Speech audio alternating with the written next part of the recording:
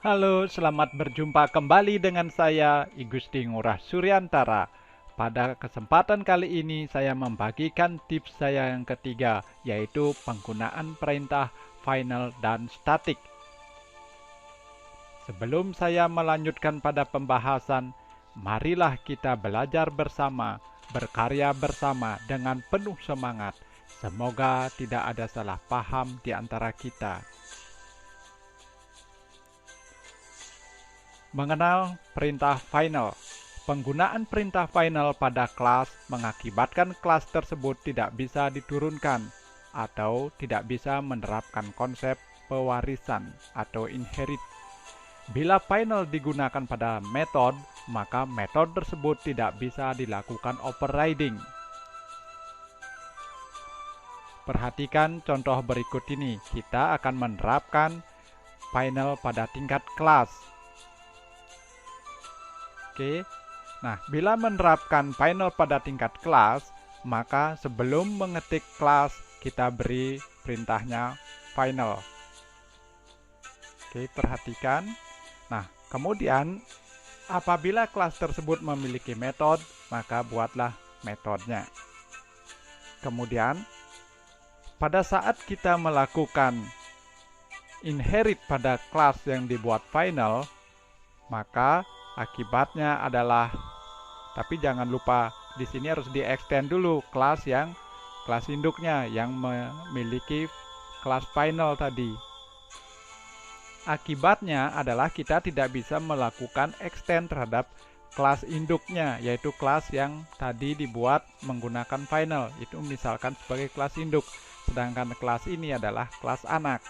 Akibatnya maka akan keluar message bahwa tidak bisa melakukan inherit atau pewarisan atau extend terhadap kelas yang memiliki kata final. Nah, jadi pesannya yang muncul seperti itu.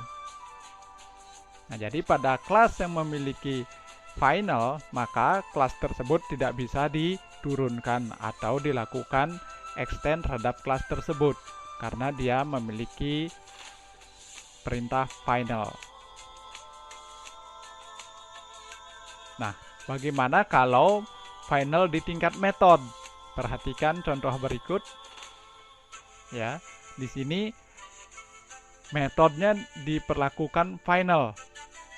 Seperti apa dampaknya kalau metodenya final? Walaupun kelasnya tidak final, misalkan metodenya final, maka dampaknya adalah pada saat melakukan overriding terhadap metode tersebut tidak bisa dilakukan override karena memiliki jangkauan nilai final. Ya, perhatikan, apabila kita melakukan override terhadap metode final tidak bisa, maka akan keluar message bahwa tidak bisa melakukan override terhadap metode final. Nah, seperti itu. Kalau menggunakan final tidak bisa diwariskan pada tingkat kelas kalau kelasnya final. Kalau metodenya di final, maka metode tersebut tidak bisa dilakukan override. Sekarang mari kita mengenal perintah statik. Atribut atau metode yang dideklarasikan dengan perintah statik dapat dipanggil langsung, tidak perlu membuat instan dari kelas tersebut. Nah, jadi atribut dan metode yang memiliki perintah statik maka tidak perlu diinstansasi kelas tersebut. Atribut dan metodenya bisa dipanggil langsung. Ya, jadi kalau membuat statik maka diisi dengan perintah statik. Mari kita lihat contoh berikut ini. Misalkan ada kelas diagram seperti berikut, yaitu kelas dokter, di mana memiliki 3 atribut dengan jangkauan nilai publik dan 2 metode memiliki jangkauan nilai publik. Perhatikan kelas diagramnya. Kemudian diimplementasikan pada bahasa pemrograman Java. Nah, kurang lebih seperti ini programnya. Kita membuat kelas bernama CLS Dokter.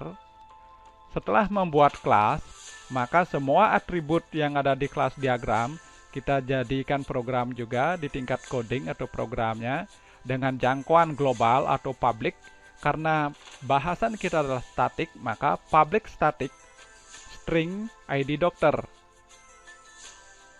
Nah, kemudian kita buat nama public static string nama. Kemudian gaji public static integer gaji. Nah, apabila ketiga atribut tersebut sudah dideklarasikan, maka kita membuat metode, yaitu metode tunjangan dengan perintah static juga, maka public static plot tunjangan.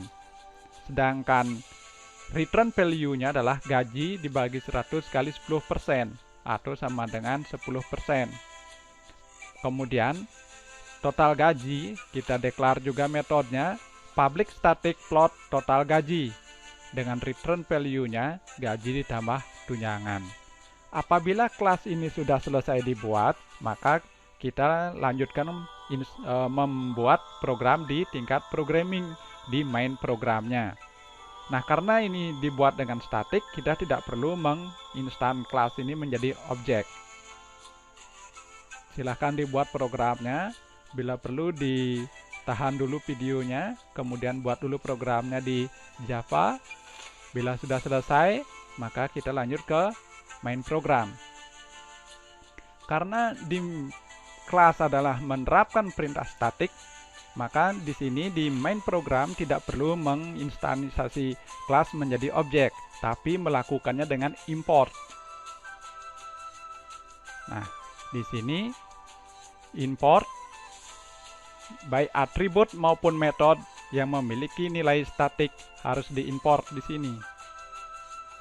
Setelah selesai mengimport, baru lanjutkan ke program yang ada untuk memanggil nilai atribut ID dokter, untuk memberikan nilai lewat keyboard, nama, kemudian gaji. Nah, kemudian mencetak untuk ID dokternya, namanya, gajinya berapa, tunjangannya berapa, total gajinya berapa. Nah, bila sudah, maka hasil programnya adalah kurang lebih seperti ini. Terserah ID dokternya dimasukkan berapa, namanya siapa, gajinya bebas, maka akan dicetak kembali ID dokter yang dientrykan tadi, namanya siapa yang dientrykan, gajinya berapa, tunjangannya berapa, total gaji. Nah, demikian hari ini tentang latihan atau tips dari saya penggunaan perintah final dan static pada konsep pemrograman berorientasi objek. Terima kasih. Demikian tips tentang final dan static pada konsep pemrograman berorientasi objek. Jangan lupa like, comment, share, dan subscribe sehingga kita dapat berbagi pengetahuan dengan yang lainnya. Sampai jumpa dengan saya, Igusti Ngurah Suryantara. Terima kasih.